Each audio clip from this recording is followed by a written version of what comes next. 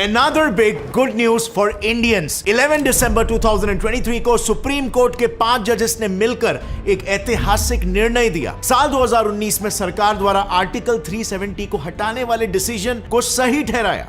We have held that Article 370 is a temporary provision on a reading of the historical context in which it was included. Constitution of India in its entirety to the state of Jammu and Kashmir is that the constitution of the state is inoperative. But wait over here. इस फैसले की किसी ने उम्मीद नहीं की थी, क्योंकि साल 2014 में खुद सुप्रीम कोर्ट ने आर्टिकल 370 को चैलेंज करने वाली प्ली को एक्सेप्ट करने से तक इनकार कर दिया था। लेकिन आज 9 साल बाद सुप्रीम कोर्ट अपनी ही बात से आखिर क्यों मुकर गया?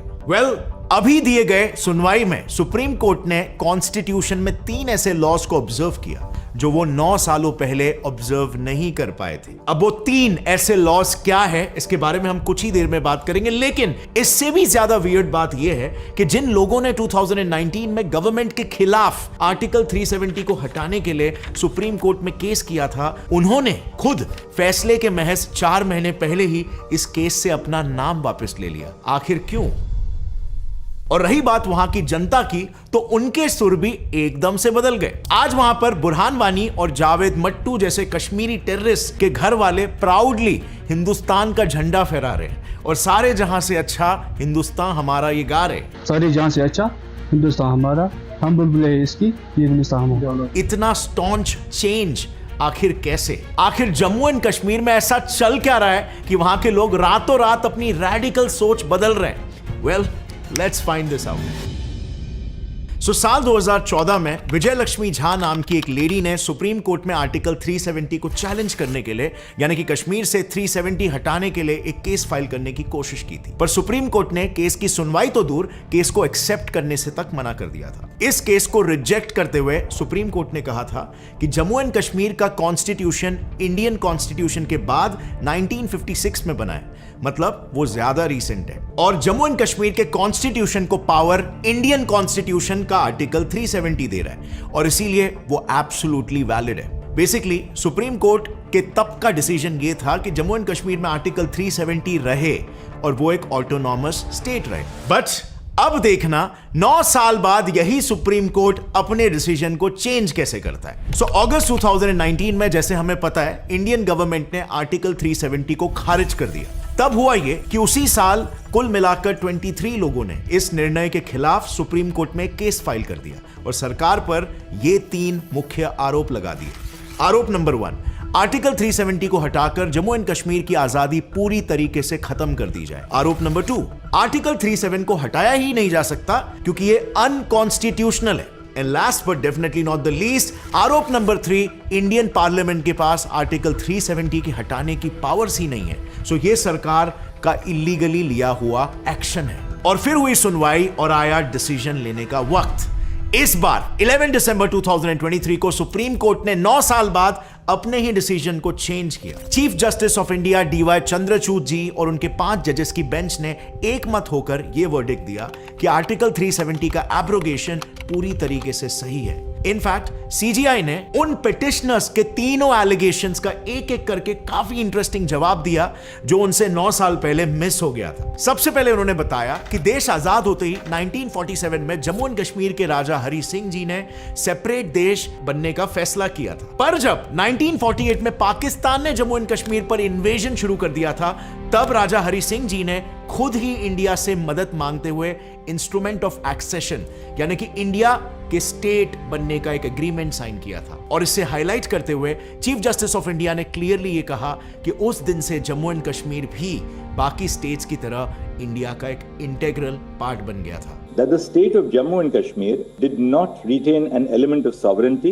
when it joined the Union of India, that nothing in the instrument would affect the continuance of the sovereignty of the Maharaja in and over the state. और इसीलिए कश्मीर की भारत से अलग सॉवरेनिटी यानी आजादी का सवाल ही नहीं उठता। अब आते हैं दूसरे आरोप पर। CGI ने दूसरे आरोप कॉन्स्टिट्यूशनल वैलिडिटी को आंसर करते हुए यह कहा कि जम्मू एंड कश्मीर का इंडिया में मर्जर एक वॉर लाइक सिचुएशन में हुआ था, यानी कि हड़बड़ी में हुआ था, जिसके कारण वहां के लोग सेफ फील करें, इसीलिए उनको आर्टिकल 370 के थ्रू टेम्पररी स्पेशल राइट्स दिए गए थे। और ये टेम्पररी शब्द क्लियरली आर्टिकल 370 में लिखा हुआ है और इसीलिए इसको लीगली एब्रोगेट यानी कि खारिज किया जा सकता है। अब तीसरे आरोप में इंडियन पार्लियामेंट के आर्टिकल 370 को हटाने की अथॉरिटी पे सवाल किया गया था। इसका जवाब देते हुए सीजीआई ने कहा कि साल 2019 में इंडियन कॉन्स्टिट्यूशन के तहत जम्मू एंड कश्मीर में प्रेसिडेंशियल रूल था और जब भी किसी स्टेट में प्रेसिडेंशियल रूल होता है वहां की लॉ मेकिंग पावर से लेकर एडमिनिस्ट्रेटिव पावर तक सब कुछ प्रेसिडेंट के हाथों में आ जाता है और इसी पावर के अंडर आर्टिकल 356(1) के थ्रू जम्मू एंड कश्मीर की स्टेट असेंबली को रिप्रेजेंट करते हुए इंडियन प्रेसिडेंट ने टेम्पररी प्रोविजन वाले इस आर्टिकल 370 को खारिज कर दिया, जो पूरी तरीके से सही और कॉन्स्टिट्यूशनली वैलिड है। सो बेसिकली ये तीनों रीजंस देकर सुप्रीम कोर्ट ने गवर्नमेंट के इस डिसीजन को वैलिड घोषित कर दिया। लेकिन फ्रेंड्स, जैसे हमने पहले भी बात की थी, इस कहानी में सबसे बड़ा ट्विस्ट यह है, जिन दो लोगों ने आर्टिकल 370 हटते ही सुप्रीम कोर्ट में सरकार के खिलाफ केस किया था, उन्हीं दो केस के ओरिजिनल पिटिशनर्स ने सुनवाई शुरू होने के महज 4 महीने पहले ही 370 एब्रोगेशन केस से अपना नाम वापस हटा लिया। आखिर इन 4 महीनों में उनके साथ क्या हुआ? क्या वो किसी के दबाव में थे? चलो समझते हैं। इन कॉन्स्टिट्यूशन का इंडिया की पार्लियामेंट में जिस तरह से कंप्लीटली इलीगल प्रोसेस को फॉलो करके आर्टिकल 370 को हटाया गया, ये शब्द है आईएएस ऑफिसर शाह फैजल के और ये है शीला रशीद जो आर्टिकल 370 एब्रोगेशन को अनकॉन्स्टिट्यूशनल कह रही है, कॉन्स्टिट्यूशन के ही खिलाफ है। तो बात ये नहीं है कि ये कश्मीरियों के खिलाफ है। इन दोनों ने 2019 में आर्टिकल 370 हटाने के बाद गवर्नमेंट के इस मूव को सुप्रीम कोर्ट में चैलेंज किया था, बट आज वही शीला रशीद और शाह फैजल आर्टिकल 370 हटाने के लिए पीएम मोदी की तारीफ कर रहे हैं। वेल, इनका कहना है ये शायद एक हमारी चीज है जो हमें प्रोटेक्ट कर रही है, हमारी दवाई यही है, जबकि हमें नहीं पता था कि हमारा जहर की। It resulted in progress, development it has. हमारे जम्मू एंड कश्मीर में काफी डेवलपमेंट हो रहा है। अब ये जवाब अचानक से थोड़ा सा वियर्ड नहीं लगा? I mean, सिर्फ डेवलपमेंट ही इतना बड़ा ओपिनियन शेप करने वाला रीजन हो सकता है इनके लिए? मतलब क्या वाकई में जम्मू एंड कश्मीर में इस लेवल का डेवलपमेंट हो रहा है या फिर ये जवाब उन्होंने किसी के प्रेशर में दिया? अब इसके पीछे की मिस्ट्री को समझने के लिए ना हमने जम्मू एंड कश्मीर की डेवलपमेंट को 3 इंपॉर्टेंट फ्रंट्स पर क्वांटिफाई करने की कोशिश किया। पहला है इकोनॉमिकल, दूसरा है इंफ्रास्ट्रक्चरल और तीसरा है सोशल। चलो लेट्स स्टार्ट विद इकोनॉमी। तो not so surprisingly Jammu and Kashmir की हिस्ट्री का सबसे पहला फॉरेन डायरेक्ट इन्वेस्टमेंट आपको पता है कब आया? वेल, आजादी के 77 इयर्स बाद इसी साल मार्च 2023 में, और वो भी एक अरब देश दुबई के सबसे पॉपुलर ईमार ग्रुप से। वही ईमार ग्रुप जिन्होंने बुर्ज खलीफा जैसे एक आइकॉनिक स्ट्रक्चर को बनाया, वो अब जम्मू एंड कश्मीर में 500 करोड़ की इन्वेस्टमेंट से एक मॉल बनाने वाले। अब ये यूनिक इसीलिए क्योंकि अंटिल 2019 जम्मू एंड कश्मीर में बाहर की कंपनीज तो छोड़ो, खुद इंडियंस भी वहां पर सेटल नहीं हो सकते थे। पर 370 के हटने से वहां पर 77 इयर्स में पहली बार एफडीआई यानी फॉरेन डायरेक्ट इन्वेस्टमेंट आ पाया है। सिर्फ यही नहीं, गवर्नमेंट ने देश के बड़े प्राइवेट रियल एस्टेट डेवलपर्स के साथ 18,300 करोड़ के डेवलपमेंटल इन्वेस्टमेंट्स भी रिसीव करना शुरू कर दिया है। इससे अब जल्दी हमें मुंबई, बैंगलोर जैसे मेट्रो सिटीज की तरह जम्मू एंड कश्मीर में भी बड़ी बड़ी बिल्डिंग्स को देखने मिल सकता है, जहां पर ऑफ कोर्स आज एक भी मॉडर्न रेजिडेंशियल कॉम्प्लेक्स नहीं है। Can you believe that? In fact residence की अगर बात करें तो जम्मू एंड कश्मीर में एक और काफी प्रॉब्लमैटिक रेजिडेंशियल लॉ भी था, रोशनी एक्ट। ये इकलौता ऐसा स्टेट था जहां इस रोशनी एक्ट के तहत अगर कोई सरकारी जगह पर इलीगल कब्जा कर लेता था तो जम्मू एंड कश्मीर सरकार उस इलीगल इमिग्रेंट से पैसे लेकर उसे लैंड की ओनरशिप तक ग्रांट कर देती थी। यानी कि वो इलीगल इमिग्रेंट इस एक्ट के वजह से लीगली भारत का सिटीजन बन जाता था। अब जाहिर सी बात है ये कितना बड़ा ब्लंडर था, वो भी जम्मू एंड कश्मीर जैसे होस्टाइल इलाके में। और कुछ ही साल पहले तो ये भी खबरें सामने आई थी कि जम्मू एंड कश्मीर गवर्नमेंट खुद इलीगल बांग्लादेशी रोहिंग्यास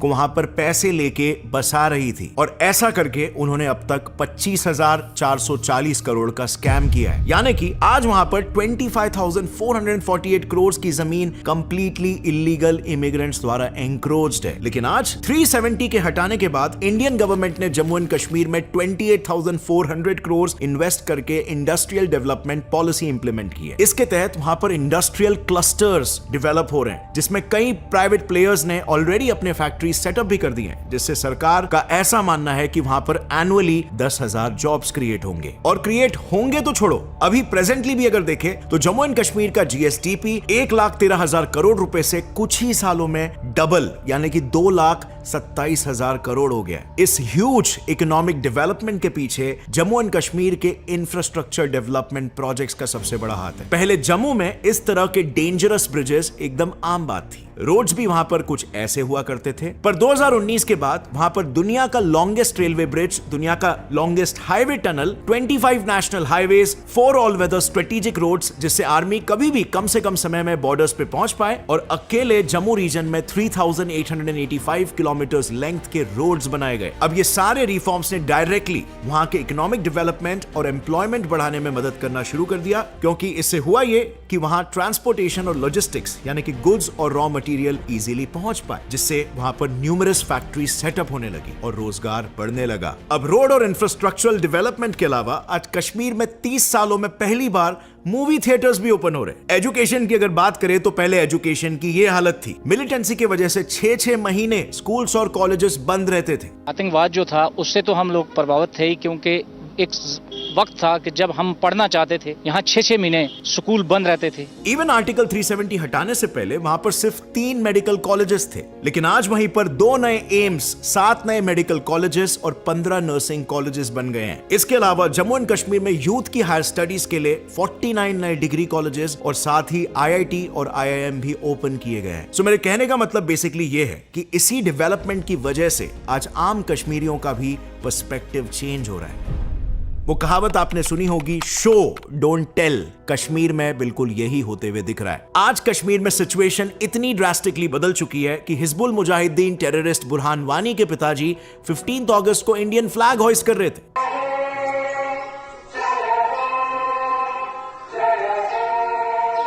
एक दूसरे हिजबुल टेररिस्ट जावेद मट्टू के भाई रईस मट्टू भी मिलिटेंसी ज्वाइन करने के बजाय सारे जहां से अच्छा हिंदुस्तान हमारा गा रहे। इनके परिवार खुद ये कह रहे हैं कि आर्टिकल 370 हटने के बाद घाटी में पहली बार इंसाफ हो रहा है। आज इंसाफ हो रहा है, आज किसी को बेगुनाह नहीं पकड़, पाकिस्तान से कुछ नहीं होगा। अब हालात क्लियर हो गए है, क्या हालात है, क्या वो भिखारी मिल गए पाकिस्तान, वो क्या देगा हम हिंदुस्तानी थे, है और रहेंगे।